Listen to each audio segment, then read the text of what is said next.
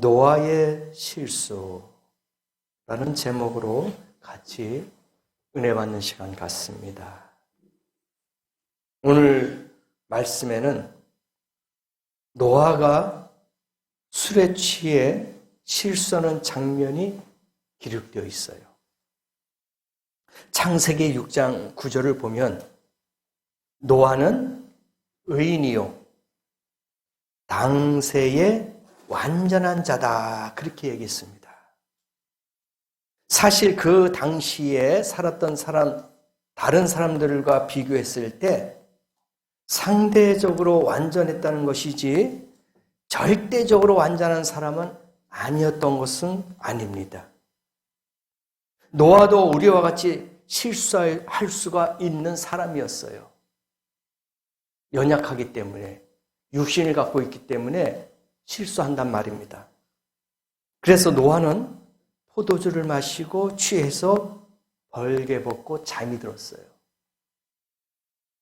물론 우리는 술을 먹지 않으니까 모르지만 술을 먹는 사람들 보면은 옷을 막 벗어 제껴요.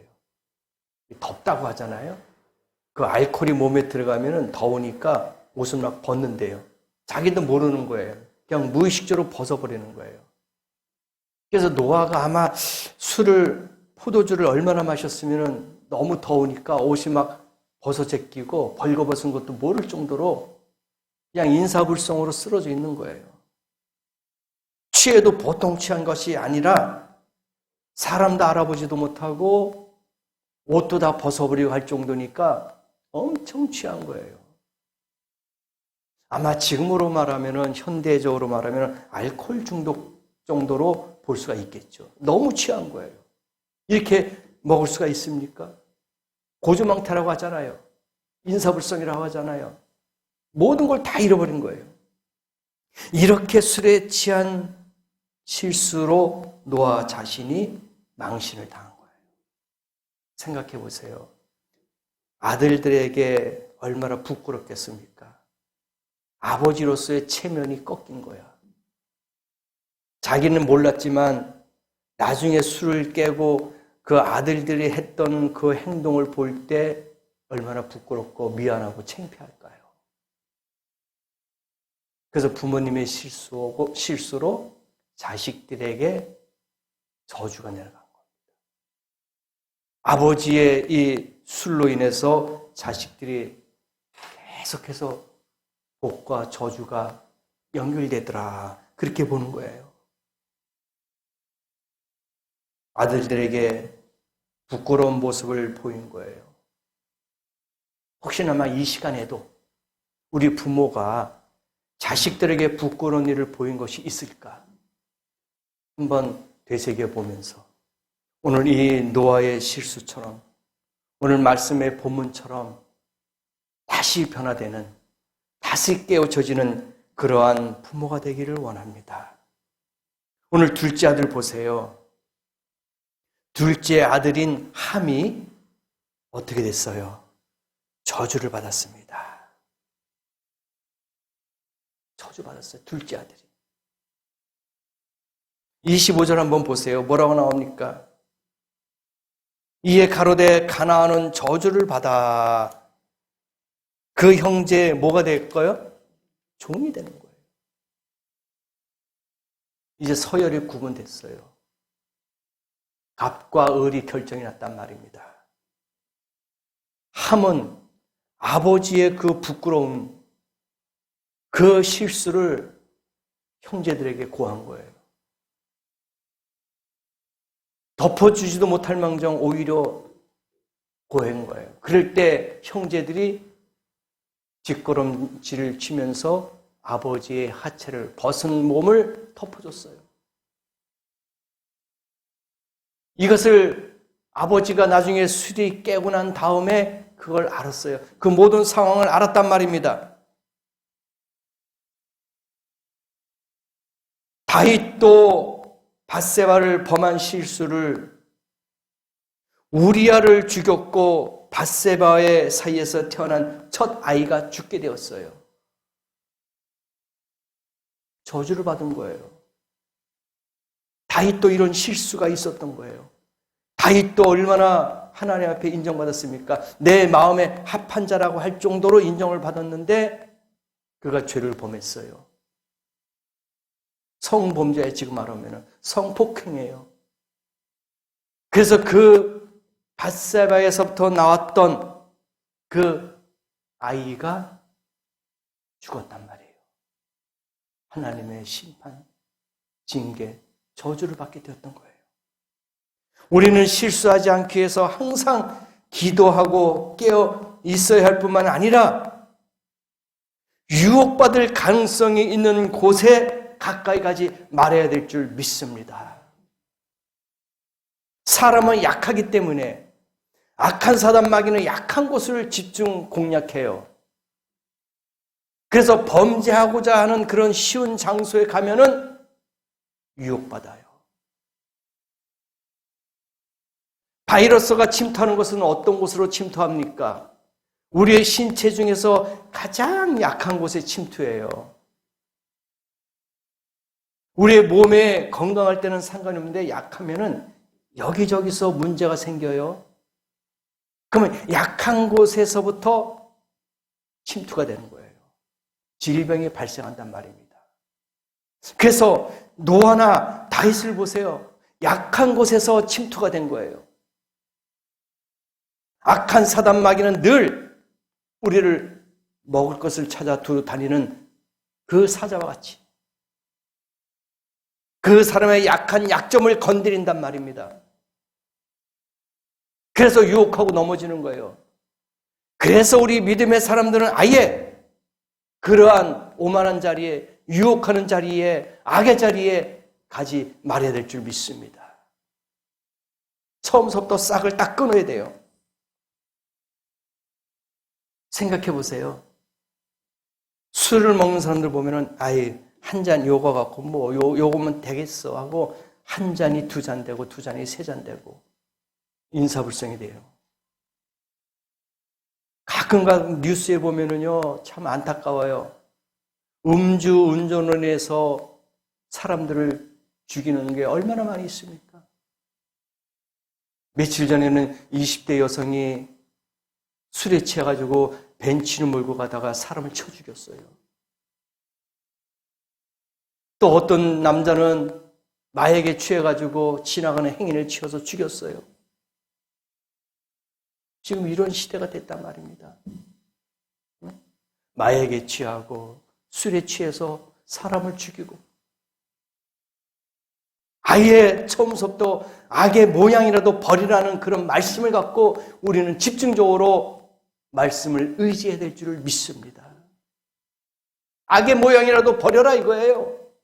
왜? 그것으로 인해서 침투하니까 유혹받으니까 악의 모양이라도 버려야 될 줄을 믿습니다. 우리를 실수하게 만드는 돈, 술, 이성을 멀리해야 실수를 범하지 않습니다. 가장 큰 문제가 그거 아닙니까? 돈과 술과 여자, 이성. 이게 가장 큰 약점이란 말입니다. 여기에 가장 유혹이 심해요. 대부분 많은 사람들이 여기에 다 넘어집니다. 넘어진 사람들을 보면 다 여기에 다 이 세 가지에 걸려 넘어가요. 이런 시대가 지금 말세의 시대가 되었단 말입니다. 그리고 다른 사람이 실수했을 때 비웃지 말고 그 실수를 덮어주는 미덕이 있어야 돼요. 우리나라 사람들, 물론 다른 나라도 마찬가지겠지만 남이 잘 되는 거 보면은 거기에 박수를 치더라고요. 남들이 실수하고 잘못하는 것에 박수를 쳐요. 근데 잘하는 곳에서는 박수를 잘 안 치더라고요. 시기와 질투지요. 남이 실수하면은 아이 꼬숩다, 고소하다 이런 생각이 먼저 들어요. 시기하고 질투하는 마음이 먼저 들더라고요. 근데 그걸 버려야지만이 성숙한 사람이 되는 거예요. 남의 실수와 허물이 있으면은 그냥 덮어야 되는 거예요. 말을 차라리 안 할 망정 신경을 쓰지 않으면 되는 거예요. 근데 그걸 가지고 야, 그 사람 어떻더라. 야, 그 사람 뭐 이렇구나 저렇구나 하고 여기서 입방아 찌고 저기서 입방아 찌고 막 그래요. 그러나 하나님의 자녀는 다른 사람의 실수와 허물도 이해하고 덮어주는 마음이 있어야 될 줄 믿습니다. 이게 하나님의 사랑이에요. 사람은 다 실수해요. 부족합니다. 연약합니다. 완벽할 수가 없어요. 노아도 보세요. 당대의 의인이라고 그랬어요. 그 시대에 노아 같은 사람이 없다고 그랬어요. 그런데도 실수하잖아요. 그런데도 넘어지잖아요. 함은 노아를 비웃었지만 셈과 야벳은 노아의 부끄러운 것을 덮어줬습니다. 그래서 함은 저주를 받았어요. 셈과 야벳은 복을 받았단 말입니다. 오늘 저와 여러분도 복 받기를 원합니다. 이러한 실수와 허물을 덮어주고 하나님 앞에서 말씀으로 성장할 수 있는 그런 복된 성도가 되기를 원합니다. 이번 주가 명절이에요. 구정이 있습니다. 실수할 수가 있어요. 구정이기 때문에 제가 이 단어를 몇 가지 말씀을 드릴게요. 참 잘 들어보세요. 아마 도움이 될 겁니다. 추석 명절이나 구정 명절 같으면은 우리가 예배 드린다 그러잖아요. 무슨 예배냐? 추도 예배, 추모 예배 그렇게 이야기합니다. 근데 이건 맞지 않는 거예요. 성경적으로는 맞지 않아요. 왜 그러냐 제가 말씀을 드려볼게요. 예배라는 단어가 있죠. 예자는 경의를 표할 예, 배는 절할 배. 그래서 경의를 표현해서 절을 한다. 이것은 하나님께 그렇게 하는 거예요. 절대적인 신 앞에 우리가 경의를 표하면서 절을 하면서 예배 드리는 게 예배예요. 무슨 말인지 아시겠죠? 그 다음에 경의가 있습니다. 경의를 표합니다. 그렇게 하잖아요. 경의는 뭐냐? 공병할 경 뜻의. 뜻이 있게 공경합니다. 라는 의미로 경의를 표합니다. 그렇게 상대방에게, 높은 사람에게 그렇게 경의를 표하는 거라고 우리가 단어를 이야기할 수 있습니다. 경배가 있어요. 이것도 공경할 경, 절할 배. 예배나 경배나 비슷하겠죠? 그래서 우리가 주님 앞에 경배드립니다. 그렇게 말을 많이 하잖아요? 그래서 공경한다 하면서 절을 하는 거예요. 주님을 공경합니다. 그래서 경배라는 말도 우리가 하나님 앞에 사용할 수 있는 단어가 되겠죠. 그 다음에 경외한다. 경외한다는 말도 우리가 성경에도 나오고 우리가 말 자주 하잖아요. 이것도 공경할 경, 두려워할 왜. 그래서 하나님을 두렵고 떨리는 마음으로 공경한다. 그렇잖아요. 때로는 선한 하나님, 때로는 사랑의 하나님이지만 때로는 무서운 하나님이에요. 심판하는, 진노하고 징계하는 무서운 하나님이에요. 두려운 하나님이에요. 그렇지 않습니까? 그래서 경외한다는 것은 두려운 마음으로, 떨리는 마음으로 하나님을 공경합니다. 그런 뜻이 담겨 있어요. 그리고 세배가 있어요. 세배는 새해자, 새로운 new, 새로운 거죠. 그래서 해세자, 절배자. 그래서 윗사람들에게, 윗어른들에게 가서 절을 하면서 인사하는 거예요. 이게 세배입니다. 이건 뭐 우상이 아니라 세배는 새해를 맞이해서 윗사람들에게 인사하는 식으로 절을 하는 거예요. 이게 세배입니다. 그리고 참배란 말이 있어요. 참배가 뭘까요? 참여할 참자에다가 절할 배자. 우리가 참배 많이 들어봤죠? 예를 들어서 뭐 현충이라든지 3.1절이라든지 4.19라든지 이렇게 되면은 국경일 때 뭐 대통령이나 또 국무총리나 이런 고위직에 있는 사람들이 참배한다 그러잖아요. 현충원에 참배한다.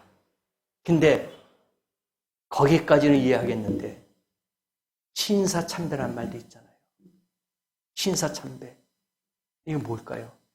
일본의 신사참배. 전쟁을 일으켜서 죽은 그 영혼들을 모셔놓은 곳이 신사예요. 그러니까 전범자들, 전쟁을 일으켰던 범죄자들, 전범들, 거기에 매년 신사참배한대잖아요. 우리가 역사적으로 볼 때 장로교에서도 신사참배하는 것을 우리가 종종 사진을 통해서 보잖아요. 그러니까 전쟁을 일으켜서 죽은 그 영혼들 앞에서 참배하는 거야. 절을 하는 거예요. 심각한 거죠. 그래서 참배를 잘못하면 안 됩니다. 잘 알고 해야 됩니다. 그래서 참배, 그 다음에 배금이라는 말이 있어요. 배금주의라고 많이 하잖아요. 이건 뭘까요? 돈에게 절하는 거예요. 배금주의. 절배자, 쇠금자 해가지고 돈에 절하는다. 이건 뭐예요? 배금주의에 빠졌다.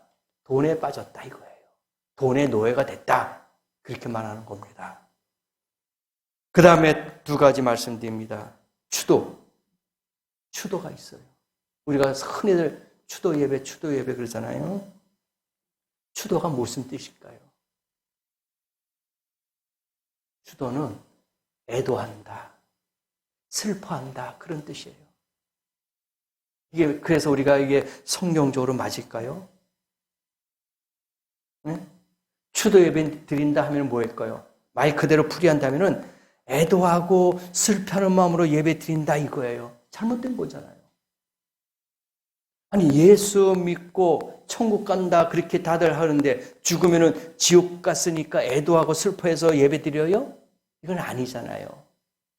그래서 추도라는 것은 애도하면서 슬퍼하면서 예배 드리는 거야. 그래서 한다면은 이 추도라 예배를 빼야죠. 예배는 하나님 앞에 절을 하면서 경외하면서 드리는 게 예배인데 왜 죽은 사람들에게 예배가 되냐 이거예요.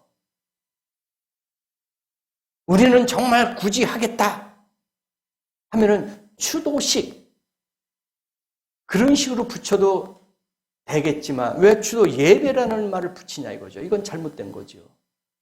저는 그렇게 생각합니다.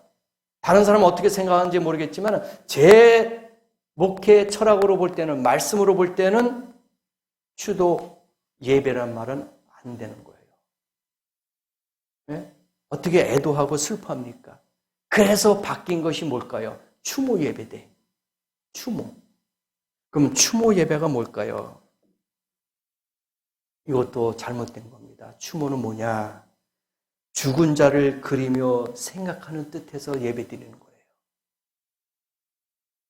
무서운 말이죠? 우리가 그냥 흔히들 추도 예배 드려요. 추모 예배 드려요.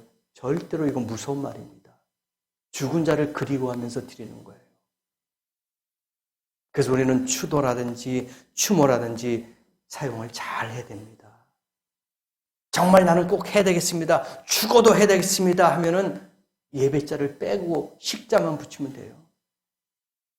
그러나 제 생각은 제가 드리는 말은 추도나 추모 예배라는 말은 사용하지 않는 게 적절하지 않느냐 그렇게 생각하는 거예요. 왜? 설명드렸잖아요. 추도는 애틋한 마음으로 슬퍼하는 마음으로 애도하는 마음으로 하는 것이 추도고 추모는 죽은 자를 생각하면서 드리는 건데 왜 죽은 자를 생각하면서 우리가 우상숭배처럼 예배 드리냐 이거예요. 그건 절대로 안 됩니다. 그냥 식구들이 모여서 식사하면서 엄마가 살아계셨으면 이렇게 했지 아버지가 살았으면 이렇게 하셨을 건데 그때 엄마 아버지가 참 신앙생활 잘하셨어. 이런 대화하면 괜찮아요. 식사 자리에서.